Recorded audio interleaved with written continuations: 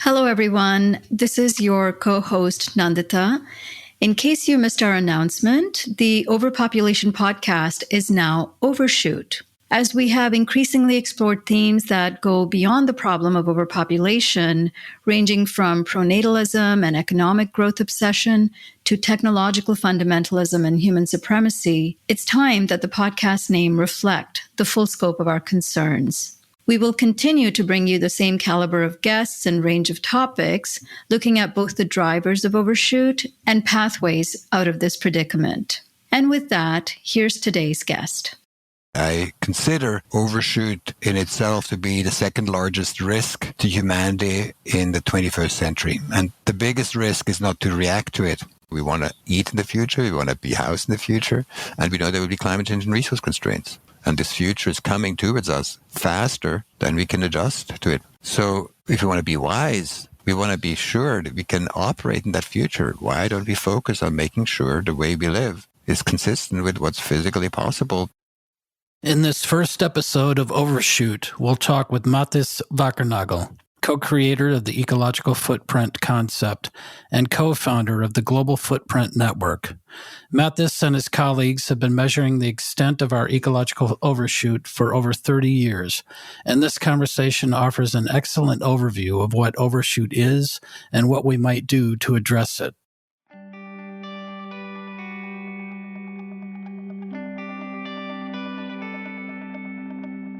Welcome to Overshoot, where we tackle today's interlocking social and ecological crises driven by humanity's excessive population and consumption. On this podcast, we explore needed narrative, behavioral, and system shifts for recreating human life in balance with all life on Earth. I'm Nandita Bajaj, co-host of the podcast and executive director of Population Balance. I'm Alan Ware, co-host of the podcast and researcher with Population Balance. With expert guests from wide-ranging disciplines, we examine the forces underlying overshoot, from patriarchal pronatalism that fuels overpopulation, the growth-obsessed economic systems that drive consumerism and social injustice, and the dominant worldview of human supremacy that subjugates animals and nature. Our vision of shrinking toward abundance inspires us to seek pathways of transformation that go beyond technological fixes toward a new humanity that honors our interconnectedness with all of life. And now on to today's guest. If you have heard of footprint, as in carbon or ecological footprint, you already met Mathis Wackernagel. He created this metric with his PhD advisor Bill Rees 30 years ago.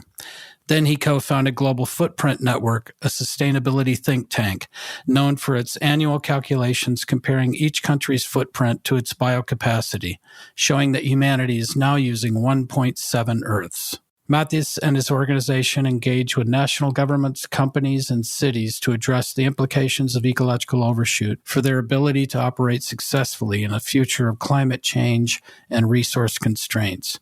Their best-known campaign is the annual Earth Overshoot Day.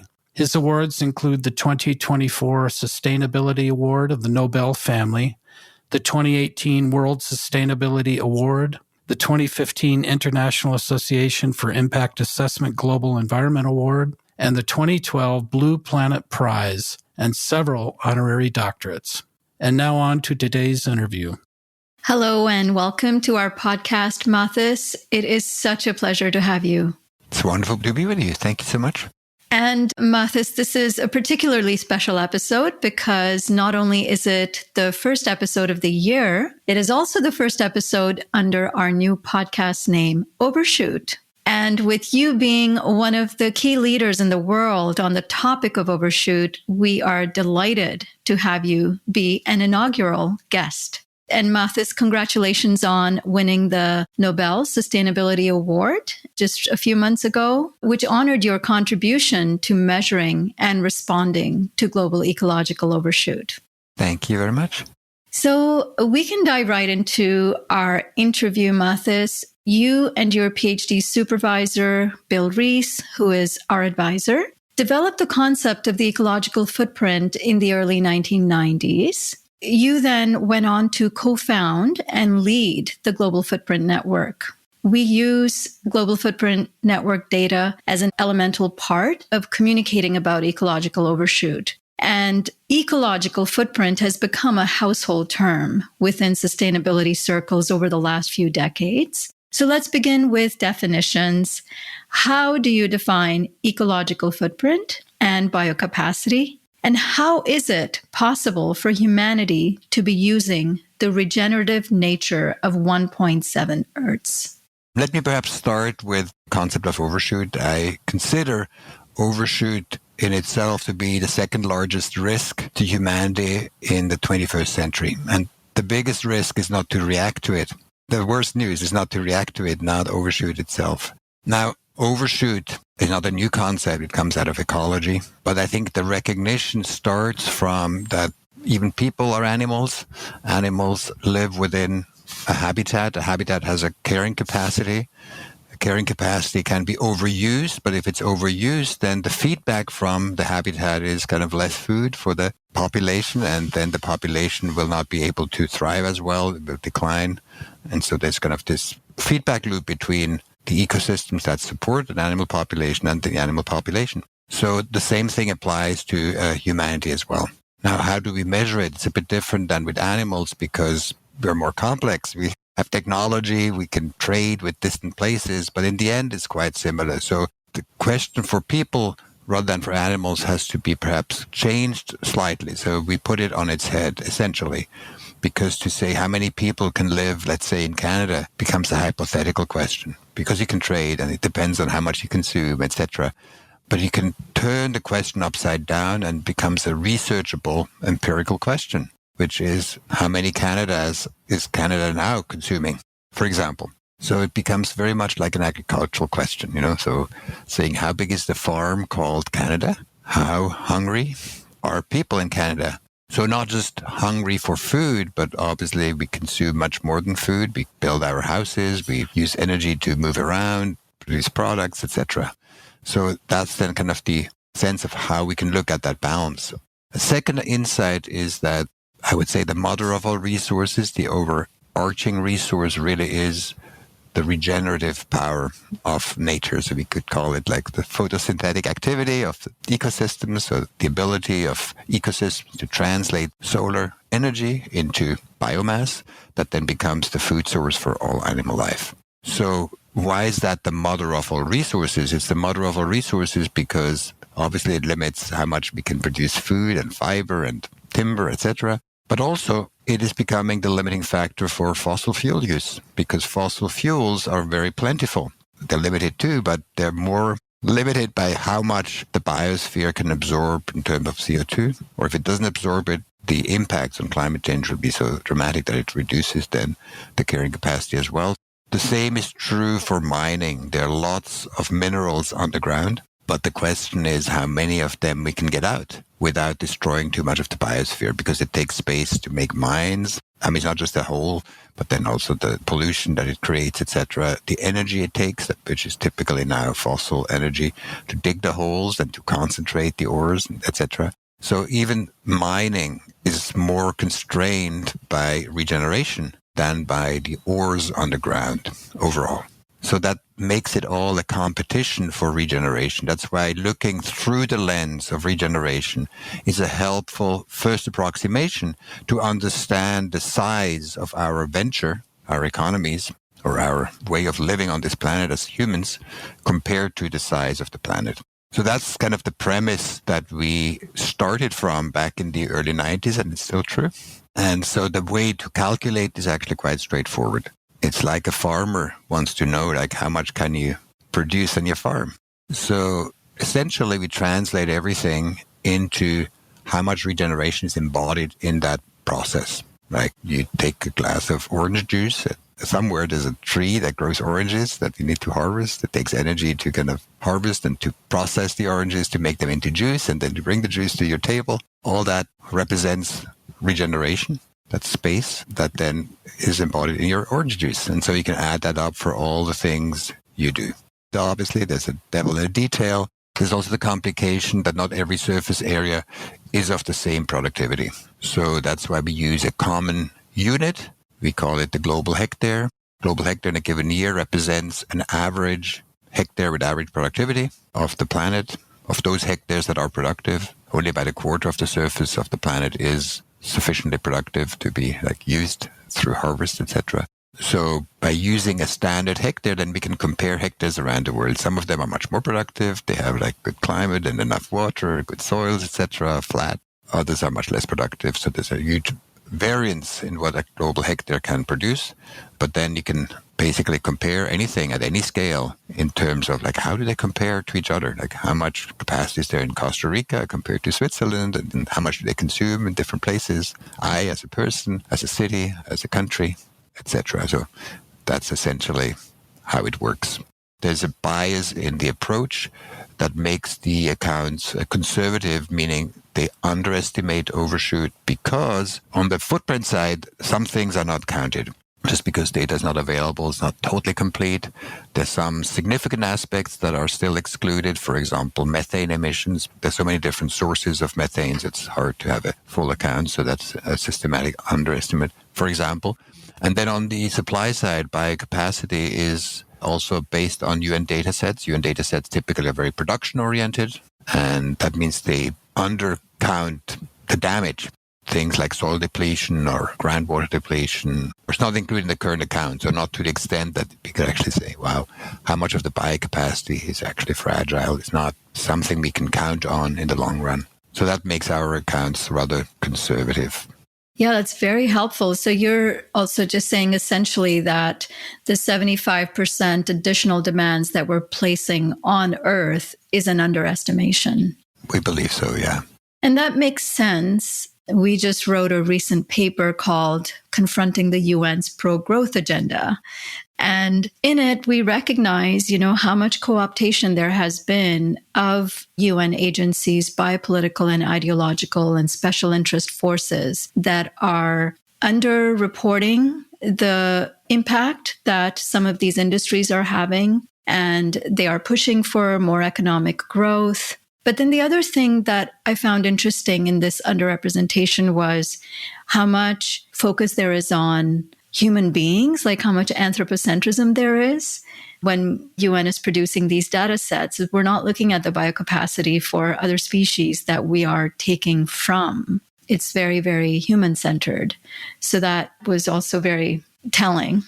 It's also a funny paradox that if you look at the footprint, it's actually incredibly fragmentary, utilitarian way of looking at the world. You just say, okay, there's so much planet. How much is being squeezed out of the planet? How much is there? How much can we use? Etc. And interesting enough, we get more love from the environmental community and less from the economic community. But actually, it's you could say it's a totally economic tool. It's about the allocation of existing resources. And even according to those principles, we're not doing particularly well. We're essentially living off depletion.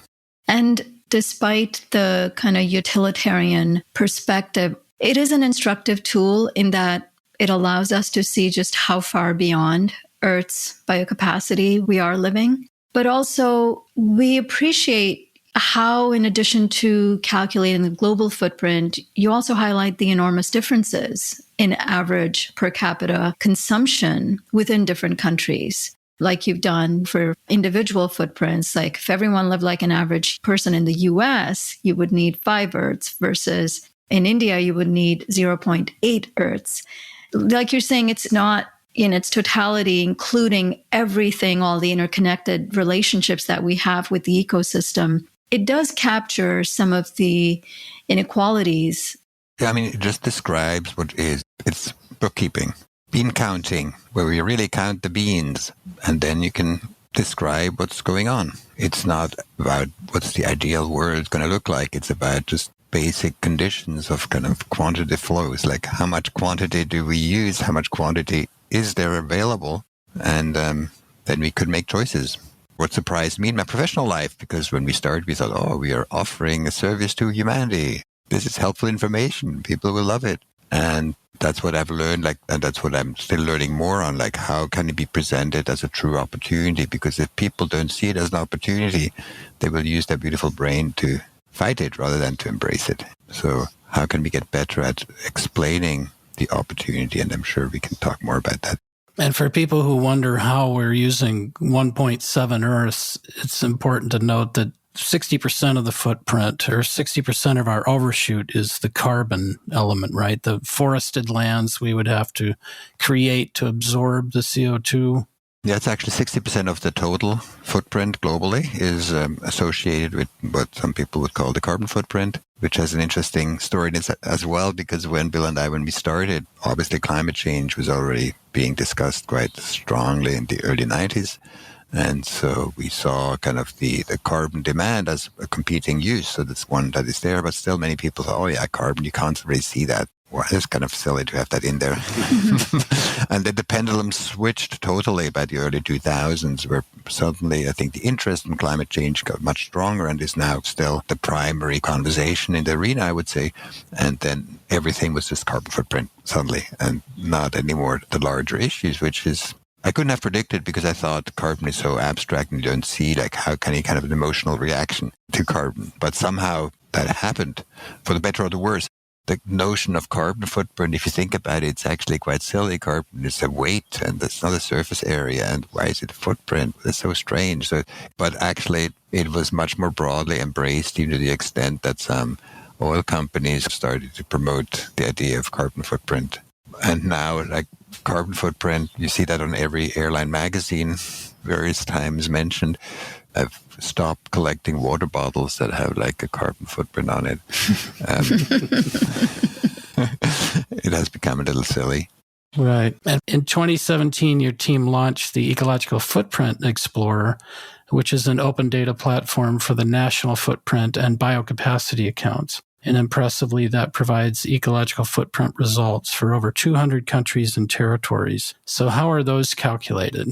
So every year, we recalculate all the data for all the countries back to 1961.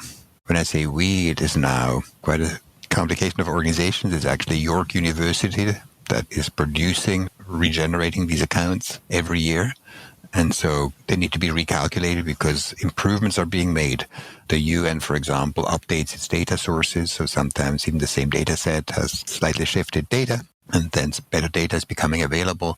Then we have another group called FODAFO, Footprint Data Organization, which is the governance body, where we collectively think like, how does it need to be improved? And then also approve like the latest edition to make sure that consistency from edition to edition and within the edition. And so the robustness of what we offer can be improved. The first time humanity used more than what Earth can renew in total, we think it's in the early 70s. And that's an interesting time period, because around the 70s, the interest in resource issues was pretty strong. We had reports like limits to growth. There was the oil crisis. And also back then already, climate change was being recognized as an issue.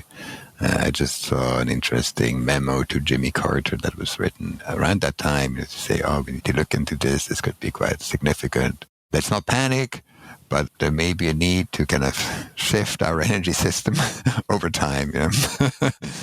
It's just surprising how little we have done about it, because the dependence on fossil fuels has not been shifted really in percentage. In total amount, obviously, we use much, much more. In percentage of the overall commercial energy use, still about the same as back then. And even as we talk more and more about things like the green energy transition, unless we talk about reducing the demands, both on the consumption and the population side, it's just an additive process. It's just adding to the use of fossil fuel energy, all the extra mining, processing that's needed to build renewable energy. So we do appreciate that you are tackling both sides of the coin of, reducing demand, reducing consumption, which a lot of environmental circles, it's not talked about. Actually, I believe, or what I recognize, is that selling reduced demand is not very popular. So how can we sell it as a benefit? I had this quite amazing experience, because in the early days of the footprint, I was excited about these new ideas. I got invited to go and give lectures around the world, and a big company, Ontario Hydro, they printed a lot of buttons, said, reduce your footprint. And we had hats, reduce your footprint, and bags, reduce your footprint. And I probably handed out over like 10,000 of these buttons personally. until I went to a lecture in Chile. And a student at the end of the lecture told me, why should I reduce my footprint so that you can eat more chocolate? That was quite an insight. That was one of the most insightful comments I got, so just an honest reflection of what's in it for me. And so to realize like this needs to be told in a quite different way to kind of say, what's the benefit to you? So now I think the benefit, it may sound very boring, but I would summarize it as saying I'm selling resource security. So resource security allows you to be safe. So it's not about I'm not taking your chocolate away, I help you to be safe. It means not being as dependent on large resource flows is of benefit to you. If you say give up your chocolate for humanity, it's just for many people not as exciting. Or actually, some people may get scared, say, oh my God, it's a difficult future. Why in this situation should I give up my advantages? That's how they hold it. But that's kind of the knee-jerk reaction. And then that's what's dominating the conversation and the narrative. And that's why it's so stuck. The way we frame climate change, I even call it negotiation, nationally determined contributions. It's also saying, you generous country, how much are you willing to give up for humanity? It's the same non-winning rhetoric. And so we have endless conversation. So what's useful about the UN is to get together and say, is there like an issue there we need to address? And what may be a useful goal? So to set a common stand and say, oh, wow, 1.5 degrees may not be very good, like 2 degrees even worse increase of Celsius compared to pre-industrial level. So that's very useful, I think, to kind of have a common understanding of what may be a threshold that we don't want to breach in some ways. But then to believe that it's kind of like a budget game where I won't move if you don't move type conversation is actually silly, because the world is actually operating exactly the opposite way, and that we don't see. The less other people prepare themselves for the inevitable future of climate change and resource constraints, the more you are at risk. And that may sound like bad news, it's actually good news. It shows that you're independent of the others. The less others do, the more preparing yourself is of benefit to yourself. So waiting for others is the most idiotic thing you can do. And most hold it the exact other way. Oh, so sad. We negotiated so hard. We couldn't agree. Let's wait for another year. I mean, it's not helpful to you, and it's not how the dynamics actually play out. Yeah. And like one of the things you're pointing to there is in terms of the preparedness for all of the different symptoms of overshoot. You've talked about how overshoot will end, whether it's by design or disaster. And you're starting to get into a little bit of the design aspect. What are some aspects for countries and individuals to be better prepared by design and to avert, to whatever degrees possible, a disastrous expression? How do we get to the better disaster versus the worst one? That's actually Peter Victor who came up with this phrase, by design or disaster. So, I mean, obviously, overshoot will end. It's not, you cannot forever use more than what you get, so that's not possible. So it will end. And then perhaps it's too simple to say it's by design or by disaster. Like you choose, or kind of nature chooses, it's probably a combination of both. So it's kind of, where are we on the spectrum overall? But yes, there's a lot of choice that we have around it. It's not a question whether we want to accept overshoot or not. The question is how we will respond to it overall. And I think to also recognize that responding to it is actually helpful. Again, there's like some negative connotation. People make fun of preppers. Preppers, bunker mentality. But actually, preparing yourself for what you can anticipate, there's never a downside. And prepping yourself is not bunker mentality. Because actually the most effective ways to prepare yourself in any situation, whatever it may be, but particularly also in the context of overshoot, is to do things that are replicable. Now, in the context of overshoot, if you say, oh, my prepping is to move to New Zealand, that's not replicable for 8 billion people. But things you do to prepare yourself that is replicable, that doesn't take away from others, but actually helps others. Like, for example, making your house more weatherproof and then far more energy efficient.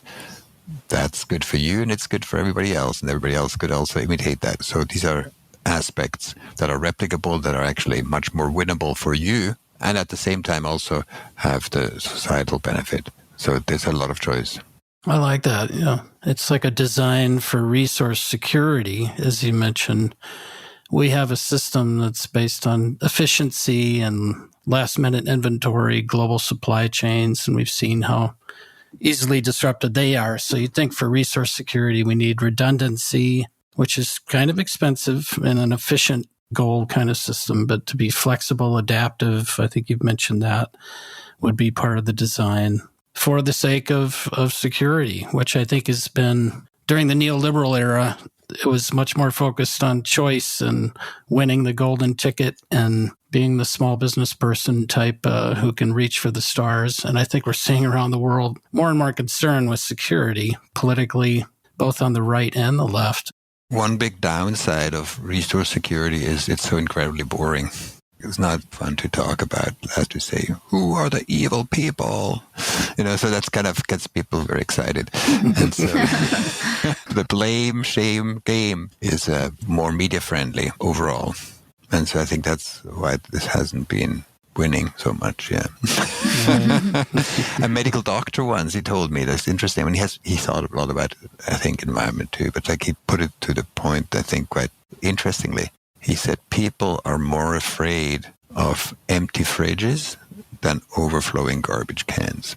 And I mean, it sounds pretty basic, but in some ways, the garbage can, you can kick down the road to the neighbor, it's kind of, the garbage is already out, and that's kind of bad and it's ugly, whatever, but it's away already, and more away is even better. And so it becomes this collective problem. But your fridge being empty, oh my God. And unfortunately, like the stories we tell too much from the perspective of the garbage can, and don't realize that actually that links back to the fridge again, that even climate change in the end is not a garbage can story.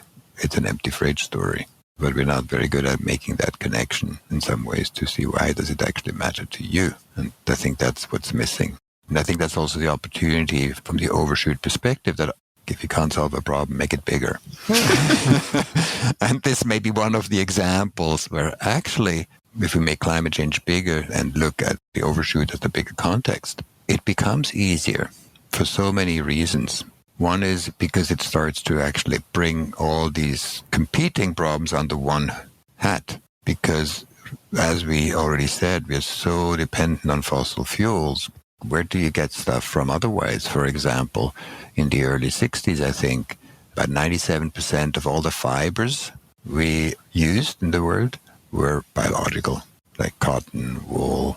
Now, I think it's less than 30% overall. And I just looked at myself, what I'm wearing. Actually, I'm wearing plastic here, some metal, and my glasses are plastic. So we're so dependent on the fossil fuels that what will substitute it? So by looking at everything together, then we bring together biodiversity loss with climate change, with food security, with energy security. So it becomes all one, and we start to see, like, how do we manage the overall budget? It also, I think, starts to be able to explain more easily. I mean, I still don't know what a kilogram of CO2 looks like somehow. It's not hard to imagine that a lot, or like how much do I emit? So it's quite abstract. But if you express it in terrain, people can have imagined, like, how big is my house? How big is my country? How big is my region, my city? Like, how much do they use? It becomes understandable, even though that's why we also translated the idea of overshoot into time, which is just kind of a direct translation, like a budget translation. By when has humanity used up its budget? Do it in time and say, oh my God, like by August, we've already used up everything. That's early. But why is there beer in the fridge afterwards? Oh, there is, because we can deplete, we can live off the stocks. Anyhow, so that's the second benefit, that we can make it more, I think, visually understandable and say, wow, how many Switzerlands does it take to support Switzerland? Actually, 4. Where are they? Is that a risk? Oh, we have money in Switzerland. How much? Do the others have more and more money too? Like, will you be able to outcompete them forever? Anyhow, so that's kind of the metric things that becomes more visceral. And then the third advantage is probably the biggest one, which we have also touched already, that I think when we just look at climate, for example, and if you look at climate, you just look at CO2 emissions, the dynamics that you face is what economists would call free rider problem, which means you get a free ride, society pays for it, and then you can have also inverse free rider, where like you actually pay for something, but society doesn't pay you back in some ways. So that's how climate change is seen, like, oh, I give up my ability to have a long, warm shower, which requires CO2 emissions for the benefit of humanity, but what does humanity give me back? And then you get angry at the neighbor who still takes long showers. So it's a cynicism machine too. So it's kind of these free rider problems are extremely difficult to resolve. So we shy away from them. If we look at it from a resource security perspective or overshoot perspective and say, wow, we live in a world of constrained budgets, being able to operate well without using many resources becomes an advantage for me, for my city, for my company, for my country. And so it actually starts to align the incentives. And I believe that one of the tragedies today is that we don't see that the individual incentives, and particularly when I say individual, whether it's a company, whether it's a city, whether it's a country, are far, far more aligned with ending overshoot by design than we believe. And so we live in this kind of story where we're so convinced it's not in our benefit. There's now an interesting case study happening. As I said, I come from Switzerland. In Switzerland, we have initiatives where people can vote for something, not just for people, not just elections, but on issues. So it's about 4 times a year, probably typically 3 issues. And on the next ballot, there's only 1 issue. And it's about whether Switzerland should live within the means of the planet. And it's quite tragic because both sides argue in such a flawed way from my perspective. The proponents say there's planetary boundaries, and that's true. They say Switzerland is so rich, we have the obligation to act for the world, and it will produce jobs, etc. And then the contrarians from the government says, no, it would require less consumption. That's not acceptable. And it would be hard for the economy, and we do so much already. And Switzerland is so small compared to the rest of the world. Why should we do that? So it's a real tragedy because I think it's going to be a setback for the overall conversation because they're not able to tell the story from a perspective of necessity, but just from this noble cause, like this charitable idea. So charity idea, I think it's kind of Old Testament thinking, We the rich, we give to the poor, and so the poor always stay poor, but we have the rich, so we feel good. And it's kind of the New Testament thinking. I think that's one of the core, I'm not a scholar, but that's one of the core tenets of the New Testament is to say we're actually all in the same boat, we're equals. Jesus had dinner with everybody, not just the kings, for example. And that's also came out in the French Revolution as an idea, the idea of solidarity, as they call it, fraternité, so that we are in it together. Once you'll help me, then I'll help you. We are in it together. So I think it's kind of moving out of this charitable mindset in the Swiss case that they say, oh, we're just good for the world. If they said it the other way around, I think it would make probably more sense to say, look, the future never has been more predictable than it is now. We want to eat in the future. We want to be housed in the future. And we know there will be climate change and resource constraints. And this future is coming towards us faster than we can adjust to it probably. And it's come so fast because the impacts are cumulative. It's not how much overshoot we had last year. It's the accumulation of overshoot over time. So if we want to be wise, we want to have a valuable economy. We want to be sure that we can operate in that future. Why don't we focus on making sure the way we live is consistent with what's physically possible? Because when we're there, we will be able to have much better lives. Are we willing to invest in being safe? But that's kind of missing. And so it just feeds into this noble narrative that basically just builds walls between the various perspectives. Am I willing to give up more for humanity? So that's kind of the tragedy then in that way. And I think that's why the overshoot perspective could be so helpful in really practically at every level, help people think about it in actually a much more simple way. Rather than using the term sustainable, they could just say, what's going to be valuable in that predictable future? And so what is value? People say, oh, is that capitalism? Actually, value or assets really is capacity. It's the capacity to be able to produce food, to house people, to move around, etc. Do we have physically those capacities that enable us to live well? And that's both on the demand and the supply side. Yeah. And the website Earth Overshoot Day, where you talk about the several factors that determine the extent of our ecological overshoot. And then you suggest pathways of how we might decrease the severity. So we could get into those factors that could help decrease overshoot. Do you want to go through some of those? Absolutely. Saying, okay, what's going to be valuable in the future from a company or even a city perspective or even country perspective? Like from a company, I would say it's those which, when there is more of them, global overshoot goes down because their services will be needed more. They will not run into constraints. They will not be faced with the resource cost that makes things more difficult. There are these opportunities where you actually have more of something, overshoot goes down. We call that power of possibility. And so we started to make a website and wanted to overwhelm people with all the possibilities of where there are human activities and economic activities that actually would lead to less overshoot.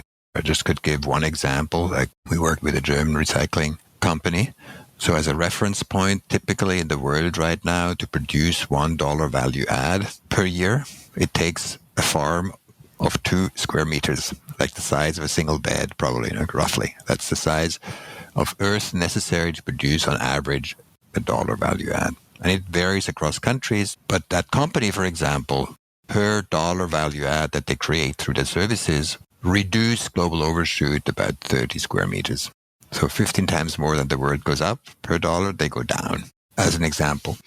But then we can go perhaps more generic just to think what's the categories we could think about. In which categories are there possibilities for resource reductions? And so just to make it simple, think of your hand. What can be done? So we have the thumb represents regeneration. So there's many ways how we can boost regeneration by restoring ecosystems and regenerative farming, and so be careful with nature, etc., make the land more valuable. So that's on the supply side.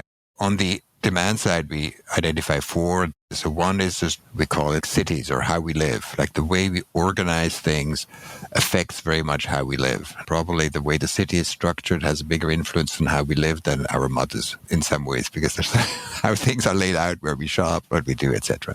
So urban design has a huge impact. If you compare traditional cities that weren't built on cars, like Mediterranean cities, are very walkable. Some people call them the 15-minute cities, etc. We compare them to very sprawled cities, as we can see, like Canberra, for example, in Australia, or many American cities, very car dependent. Probably the quality of life may be better in the Mediterranean city, and the resource consumption much, much higher per person in the sprawling cities. So that's the city. The second finger is, how do we power our cities? Do we power it with coal power, or do we power it with renewables? So that makes a big difference as well. The third one is, how do we feed ourselves? Currently, human demand for food corresponds to about half the biocapacity of the entire planet. So it's a pretty significant amount. And then obviously the fourth one, which is quite significant, is how many are we? If we have twice as many people, there's only half as much planet per person. That's math, So now this is a dynamic that shifts much more slowly. So if you think, for example, that the need to move out of carbon, if you want to avoid runaway climate change, or like high level of climate change, we would need to move out of carbon much faster than a population size can reasonably adjust without too much pain. But then population is also cumulative, so things happen over time quite significantly if you consistently add or subtract from a big number. We have the little scenario tool that says, if these things happen, what will be it mathematically? Kind of how does it multiply out? So we look at the past, and then we say, okay, how do you choose that the population reproductive rates are, and how do you choose how quickly will they change, and what will be the consumption levels, etc. Then you can see how the curve shifts over time. So could be quite significant. And we have also such huge spreads in terms of reproductive levels. If you think of places like the south of India, Kerala, for example, or Portugal, very low reproductive rates. And then you still have places where actually the population growth is still up. The world is still growing in net terms, and at a time where we're in overshoot. That's also why we wrote a paper that I think summarizes the challenge best, called The Importance of Resource Security for Poverty Eradication. The conventional development paradigm is to say, with more money, you can solve more problems. Giving people the opportunity to have more money is a great thing, because with more money, they can actually choose which problems to attack, and they'll be better off. So there's no downside to helping people have more money, so more income. And it sounds like a very sound, great argument. The challenge is, though, that in order to have economic machines operate, we need the resources to feed them. So if these economies now live off depletion, that means not poverty eradication, maybe poverty reduction temporarily. When you look at just from a country-by-country basis, many people now live in countries with 2 simultaneous challenges that would, from our perspective, define resource security. One is, you don't have the resources in your country, meaning you use more than what you have available. Then you're in a deficit situation. Plus, they have the other challenge too. They earn less nominally than world average, because in international trade, If you have less income than others, the likelihood of you being able to buy more from the others than they are able to buy from you is very, very low. That's what money does. Money is kind of the vacuum cleaner. Where do resources flow to? So it's not that wild concept. It's just to say, okay, how many people live in a country in an ecological deficit, meaning they use more than what they have, and they earn less than world average income. Turns out, a few years ago, 72% of the world population is in that camp. It's a significant amount of people that are exposed to very high resource risks. So not addressing that is really anti-poor overall. And that's kind of the tragedy in our conventional sustainability conversations. Even the Sustainable Development Goals underestimate, underachieve on the overshoot front, putting us in peril. It's actually the foundational base. If you don't have the resources to run things, you're not able to run things. That's just physics. I would say there are two key ingredients for any society to operate. One of them is resources, having resource access. The other one is obviously trust, because if you don't have trust in each other, then you cannot work with each other. And I see in a lot of places around the world, we are eroding both, but we don't have to. But I think if you focus on these things, the underpinning things that are actually making us fragile, we could move the balance much more towards design rather than disaster. And I think that's where the calculations, that you've done are also helpful in understanding the role of population growth, because those are also the countries where fertility rates are high, gender equality is low, population growth is still happening. And looking at both the biocapacity deficit and the low income, you recognize too that a lot of the people living in these countries, which are the majority of the people, are not choosing to live that way. That even tiny increases in their consumption level, which would be a desirable thing from a social justice perspective, you do want people to raise their standard of living, would push the overshoot even further beyond the 75% we're in. Absolutely not addressing the population dynamic. From my perspective, I would call it cynical, because right now we have 1.5 global hectares per person on the planet. Maybe you want to leave a good chunk of it also for biodiversity. I think a robust way would be you have 0.75.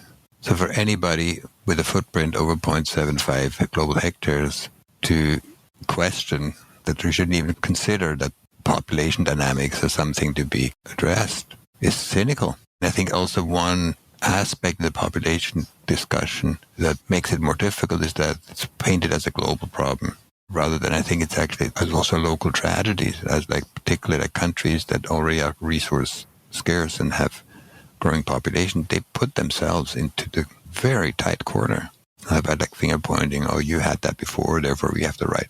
It's also kind of with climate, the finger pointing of saying you could, therefore we can. There's very strange arguments. The question is what's in the interest of a country?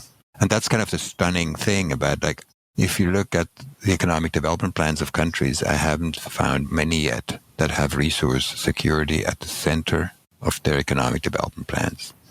I would bluntly call them suicidal. It's if you don't see that necessity, that's really a disservice to your country, the people that you are representing. It's stunning, and it doesn't seem to shock people. Locally, having a larger population makes it more difficult for you to be resource secure. And there's so many benefits. Even if there were no ecological benefits to it, there's the bigger question of saying, why would we exclude a big part of the population from helping in decision making, being part of economic activities, the intellectual pursuits, spiritual pursuits? Where's the benefit there? From a societal perspective, in addition to the cruelty it involves, I think. So from that perspective, and as we see, as all members of society can participate more fully, it leads to a smaller population. How can we approach this from a perspective of saying we love people, but this is out of the love for people, and people receive that as for the love for people, not as, wow, the world would be better without you. Not so inviting to most people. There's unfortunately also the other voices that have become so adamantly anti-human that kind of has more play than in the media, and then so it produces a lot of damage. So the discussion can be polluted very easily. Very true. And that love implies respect for the equal dignity of all individuals, which then builds that trust that you were saying, resource security and trust. So yeah, you do need that love, respect of other people to build trust, or you do quickly erode that, and it becomes quite hard to get anything done cooperatively at a community, nation state, world level. And I think that's where there's also the overlap between resource security and trust. This seems to be a paradox, but as countries and communities and cities are more resource secure, they have a sense of autonomy. And a sense of autonomy allows for cooperation and for trust, rather than kind of being afraid of each other's backstabbing and everything depends on everybody else, and then people get very nervous about each other. Yeah, we couldn't agree more. And on that topic, your team has at Global Footprint Network has also developed a tool for individuals called the Ecological Footprint Calculator to understand how these factors play out in their personal lives. And we're very familiar with the tool. I use it a lot with my students just to even introduce them to different factors that are at play in personal footprint calculations. But if you can give us a very quick behind the scenes look at the tool. When we started footprint thinking, the focus was largely on countries, cities, etc. But there's been a demand, what does it mean for individuals? So we actually produced, I think the first footprint calculator for individuals, we produced in Excel in the mid-90s, and then became web-based, very popular. And on some level, I wish I could turn it off. But I don't. Why don't I do it? Because it's so popular. And I think we do it better than many others, particularly pedagogically, how to make it empowering. Because most easily, people are left with the idea, and we talked about the eating less chocolate part, So, you tell me to eat less chocolate. What's in it for me?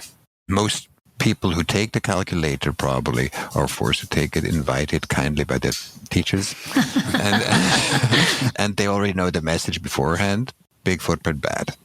So it leads to kind of not putting in the right data, whatever. They try to make the footprint as small as possible and it still doesn't fit within the planet. And that's so frustrating and that's so mean. And then get lots of emails about that too and say, yeah. So that's what it is. But so we've tried to make it more engaging. The question at the end we ask is, what approaches do you love? What solutions, what possibilities do you love? So it's hopefully getting people more excited about where do you want to be engaged?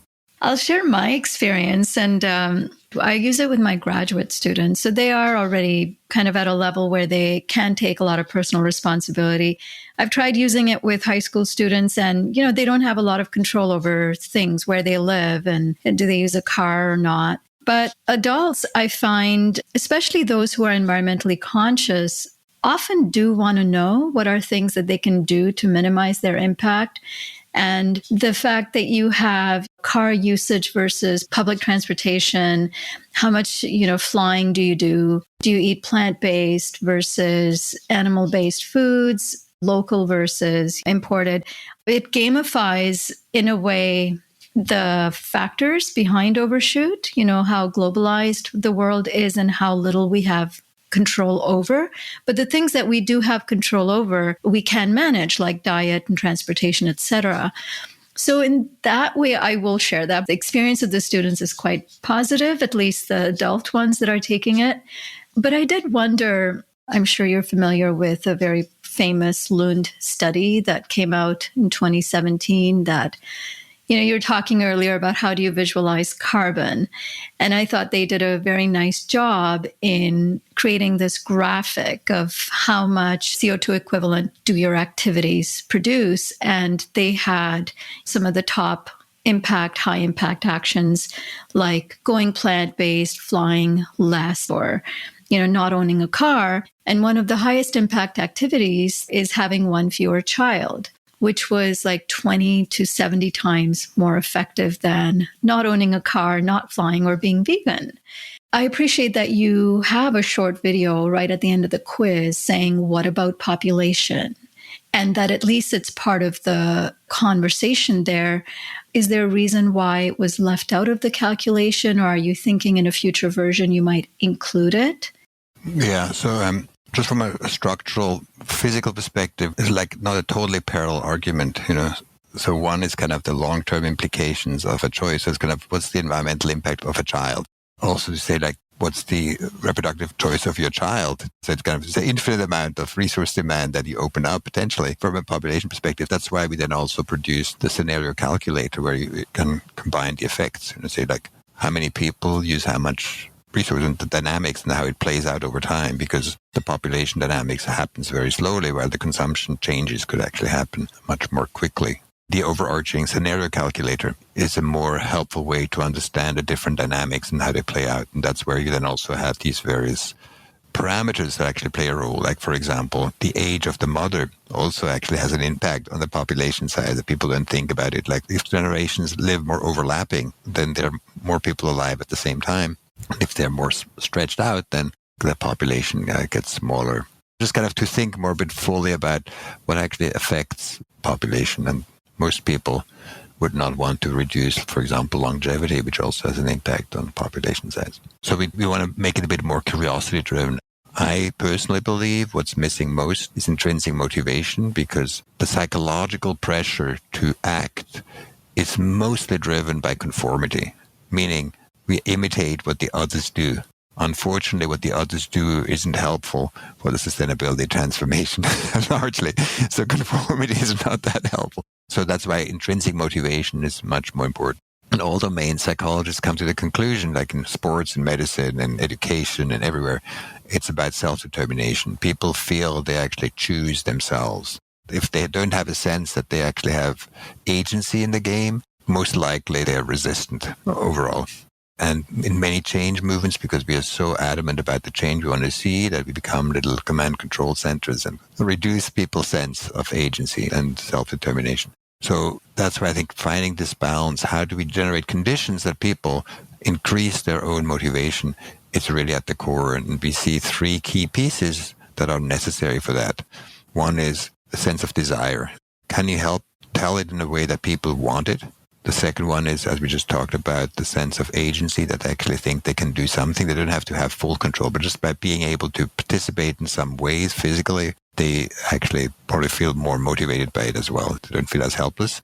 And then the third one is curiosity, which may nearly be the most important one, because we don't really know how to make it happen. And for many, that's overwhelming. If we can position that as something of an exciting opportunity, that people are needed and it's actually learning more things, and it is exciting to be surprised and learn new things, then people stay in the game as well. So I think if we are able, through our engagements, to increase desire, increase a sense of agency, increase a sense of curiosity, then we may offer a positive contribution.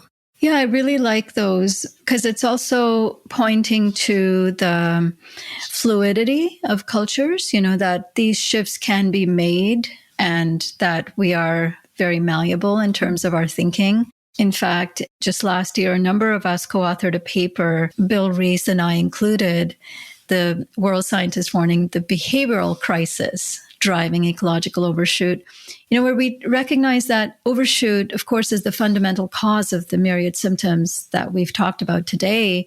But then further, we were proposing that overshoot itself is a symptom of deeper, more subversive kind of modern crisis of human behavior, where so much of the self-interest and selfishness and a lot of the competitive behaviors have been prioritized and privileged within the current modern techno-industrial capitalist environment, and how marketing has played such a huge role in shifting cultures toward those maladaptive behaviors, and how we can use the power of the same type of mechanism to help norm shift behaviors toward things that you're pointing to that are actually good for us, but also good for the environment. And that's the main argument of the paper, is that we are fluid. Our behaviors are fluid, and we need to reclaim some of the more cooperative behaviors that we have had for millennia.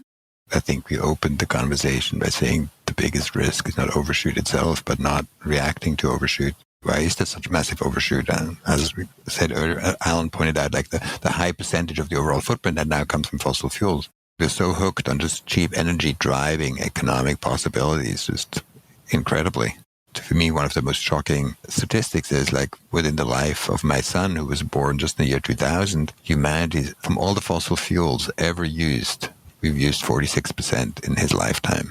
So how massively we have maintained our dependence on a fuel we know doesn't have a future. So seeing that as a risk, so I think it's kind of collectively not seeing that risk, which is even from a most cutthroat economics perspective, I find it very hard how economic thinking cannot see that as a fundamental risk. The thought about we can always get more resources from somewhere else, which obviously also feeds then colonialism, just is still present even in the way we urbanize. We continue to build cities in a time when we are in massive overshoot. A city is not possible without massive inflow of resources from elsewhere. So we're building traps for ourselves. We're building assets that will not be able to be maintained. So we don't even have to call it colonialism. It's kind of this colonial spirit that in the end hurts us. So I think it's even collective DNA questions in some ways that misguide us against our self-interest. And that's, for me, stunning. So sometimes I feel that's perhaps a cruel way of kind of summarizing it.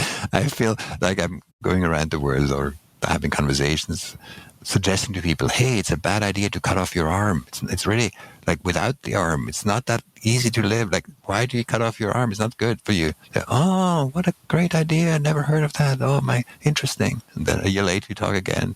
They still keep cutting off their arms and say, oh, yeah, it's what we learned in school. They taught us at Harvard.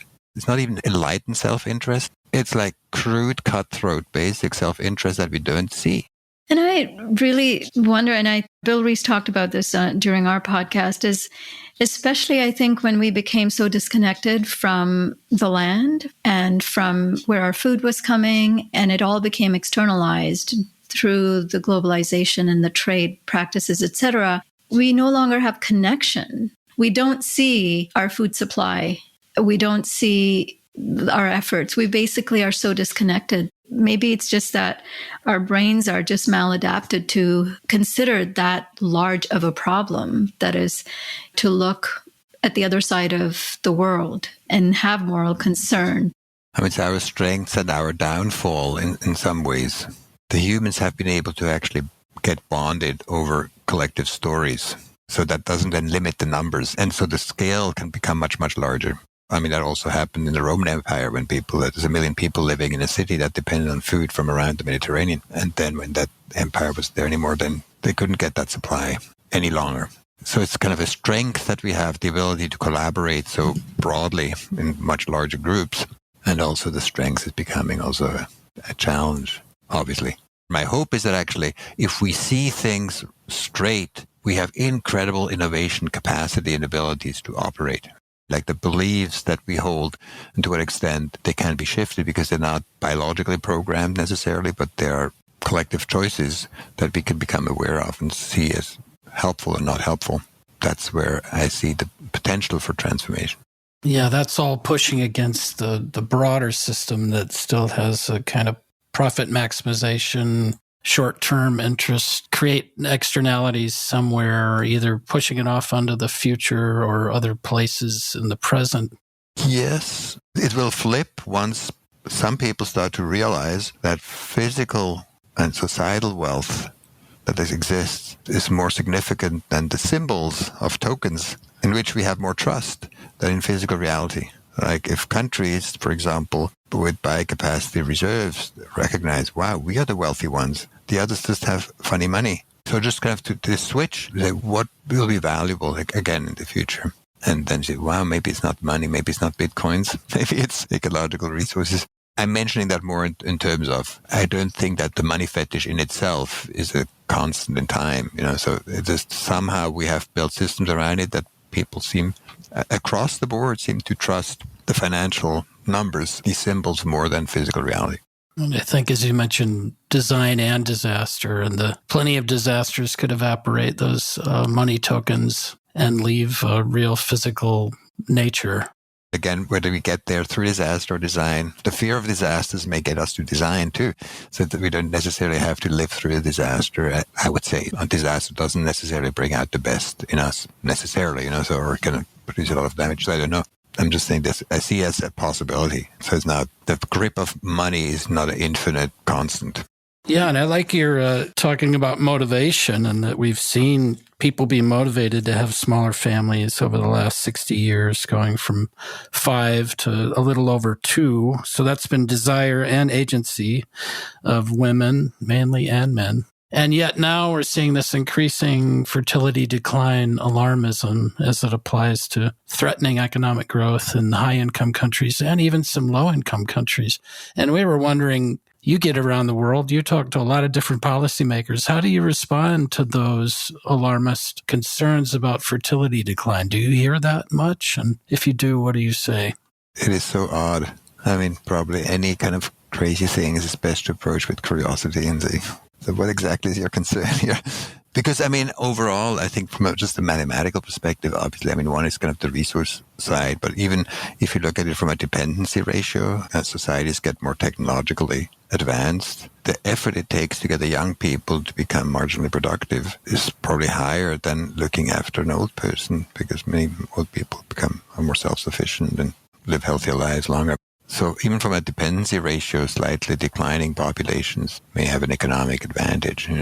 So you've also mentioned that if you were president of the World Bank or the head of a development agency, the first thing you would do is dedicate one of your office walls to a large printout of a diagram you created that shows a comparison of the Human Development Index, which is a measure of a country's average level of human development in health, education, and standard of living. So Human Development Index on one axis and on the other, the ecological footprint. Why do you think that comparison is so crucial? Yes, I mean, the World Bank doesn't have that much influence, but it's kind of a symbol of the development theory, and I think they stand for a better world where people can live well. What actually do we mean by that? They still, I think, are pretty much addicted to GDP. So ultimately, I think the big question is, given that we have so much planet, and given that we want to have great lives, are we moving in this direction? Now, what does great lives mean? We can have debates. The United Nations, they say it's more than GDP. They have the Human Development Index. You look at longevity because that's kind of observable, They say like long lives. If you produce long lives, that means a lot of institutions must be able to work okay, So we could just use that because it's less controversial. But these are kind of the two axes if you talk about sustainable development. We want to be within the means of what the planet can renew. We want to be producing outcomes that are socially desirable, So these two things. And so for every project, it actually would be possible to say which is the population you are working with, and what's the movement you're helping to generate with that population? Is it moving towards that box of high well-being, long lives, or whatever you want to say, within what's resource-wise possible? Are we making them stronger? I think if any development agency that doesn't do that, from my perspective, I would use the word fraudulent. It's not delivering to what they say they would deliver. I haven't found one yet that does that. And what I appreciate about your diagram that corresponds with some of the income and life satisfaction or happiness, there's a definite leveling off. When you're very low in ecological footprint, the indicators go up very quickly, and then there's a leveling off, which shows the kind of diminishing returns. I'm happy there are sustainable development goals, but they're still encouraging this, following the typical development trend of higher life satisfaction and higher resource demand, rather than the orthogonal path, which means how can we have better lives with less resource dependence? That's the big intellectual design challenge that we need to crack. And I wish that would be written on top of university doors, like as you enter university. That's the challenge. How can we crack that nut? Because typically there are only one or two countries, right, that are high human development and low eco footprint. I mean, it's a whole cloud, and there's a few triplets of the cloud hovering close to the edge. And the cloud also demonstrates there's a lot of differences. For the same level of resource consumption, you can produce quite different outcomes. And as you've said a few times today, if you actually consider the non-human development index within it, then that quadrant becomes even smaller if you consider biodiversity, well-being. That's why we say, think inside the box. Yeah, true. And, you've talked about obviously overshoot being one of humanity's largest risks of the 21st century. And you're talking about, how so little is pursued to combat it. And what do you think it would take to address it? Why is there so little progress? Upton Sinclair wrote 100 books and was a candidate for governor in California in the 1920s. He said this famous thing, if your salary depends on understanding, it's very hard to understand. And I think we know too much about sustainability, just the wrong things. And so I think it is kind of about the collective story of the moral charitable framing that has such a big hold on our brain that we cannot hear another view, that actually it's not about charitable, it's about necessary, it's in your interest. And so that's why me personally, I now work much more focused on what our audience is that clearly can see the benefit from hearing the story. Because even though I think it's of benefit to everybody, many just don't see the benefits. It's not about whether I think it's beneficial to them, it's whether they think it's beneficial to them. That makes a difference. Yeah. So that's why, for example, we engage much more with countries that have ecological reserves, because they can see that are being had in some ways, So if you see overshoot as actually market failure, which it is, you say, wow, use so much more than what Earth can renew, then the question becomes like, if it's a market failure, how much higher would the price need to be for what biocapacity provides, that the demand would go down to a level that would be able to be maintained. And that because its resource use is so inelastic, the price increase would need to be tremendous and would actually crash the global economy. And say, wow, what does that say about an economy that cannot afford its inputs? That's basically the situation we're in. It's not surprising, but that's what we're in. But still, that difference in price is what these countries leave on the table overall, you could say. So they say, oh yeah, we're being had. What would need to change in some ways? So how does that have to be? And that would be good for everyone, because those who depend on these resources elsewhere also would want to make sure that the supply is maintained. So overuse is dangerous. That's kind of my response in terms of only like, where can you get more of a hearing? But the question is, why does overshoot have so little resonance? Is it perhaps too abstract? But then, carbon footprint is pretty abstract. I think carbon footprint is even more abstract than overshoot. So that doesn't fully explain it. So that's something I'm happily kind of inquiring in. Still, it's kind of piques my curiosity. I don't know. It sounds like we're going to have to do a round 2 with you when you have figured out the answer. Yeah, or you may have figured it out as you talk with more people on overshoot, then please give me a call. Well, it is helpful to talk to so many different people who are working on different aspects of the issue and to help connect the dots. But it has been such a pleasure having you with us today, Mathis. Thank you so much for giving so much of your time. You took the conversation in so many directions and explained so many concepts very, very well. Yeah, we really appreciate all the great work that you're doing, and really wonderful to have you kind of within our circle. Yes, thank you. Thank you, Nadia and Alan, for your efforts and wonderful contribution to the world. That's all for this edition of Overshoot. Visit populationbalance.org to learn more. To share feedback or guest recommendations, write to us using the contact form on our site or by emailing us at podcast@populationbalance.org. If you enjoyed this podcast, please rate us on your favorite podcast platform and share it widely. We couldn't do this work without the support of listeners like you, and hope that you will consider a one-time or a recurring donation. Until next time, I'm Nandita Bajaj, thanking you for your interest in our work and for helping to advance our vision of shrinking toward abundance.